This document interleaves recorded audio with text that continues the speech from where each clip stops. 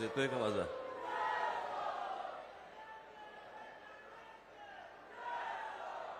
माझा आवाज येतोय सगळ्यांना?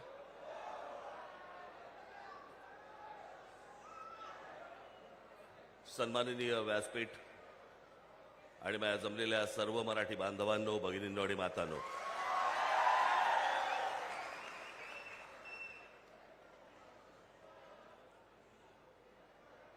गेले 2 दिवस जरा थोडीशी तब्येत नरम आहे.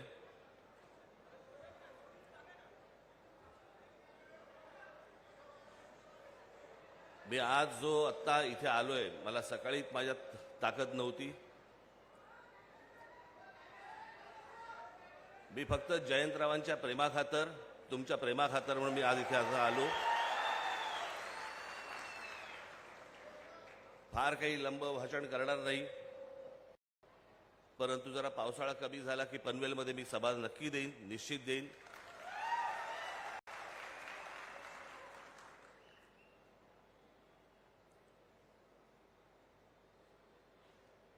कारण काय झालंय ते हल्ली डॉक्टर सांगत नाहीत.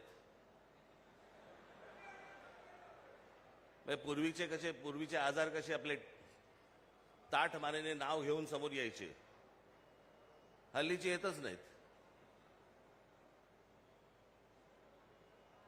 हल्लीचे आजार आणि सध्याचं महाराष्ट्राचं राजकारण फारसं काही वेगळं नाहीये. हा या पक्षातून त्या पक्षात गेला, तो त्या पक्षातून त्या पक्षात गेला. मग आपण म्हणतो काय झालं, व्हायरल होता.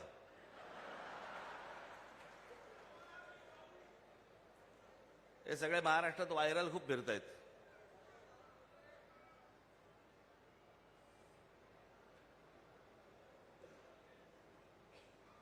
स्वातंत्र्य मिळायच्या अगोदर जवळपास 12 दिवस 13 दिवस अगोदर ज्या पक्षाची स्थापना झाली तो शेतकरी कामगार पक्ष.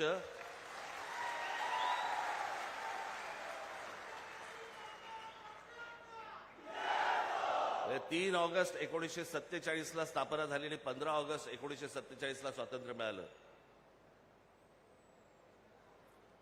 महाराष्ट्रामधला स्वातंत्र्यपूर्व काळातला निर्माण झालेला हा एकमेव राजकीय पक्ष.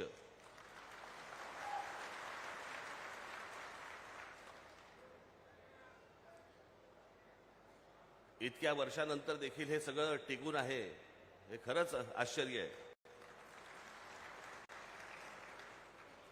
मला अजूनही आठवतंय की 1981 साली शिवसेनेचं पहिलं अधिवेशन मुंबईला झालं होतं आणि त्या शिवसेनेच्या पहिल्या अधिवेशनाला प्रमुख पाहुणे म्हणून श्रीपाद अमृत डांगे आले होते, कम्युनिस्ट पक्षाचे. खरं तर शिवसेना आणि कम्युनिस्टांमध्ये कधी मधून विस्तवी जात नसे, पण राजकारण आणि राजकारणी हे उदार होते,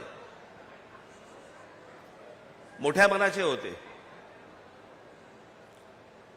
ते मोठं मन आता संकुचित व्हायला लागले सगळ्यांचं. म्हणजे आज जर समजा विचार केला त्या गोष्टीचा, तर शिवसेनेच्या व्यासपीठावरती श्रीपाद अमृत डांगे येणं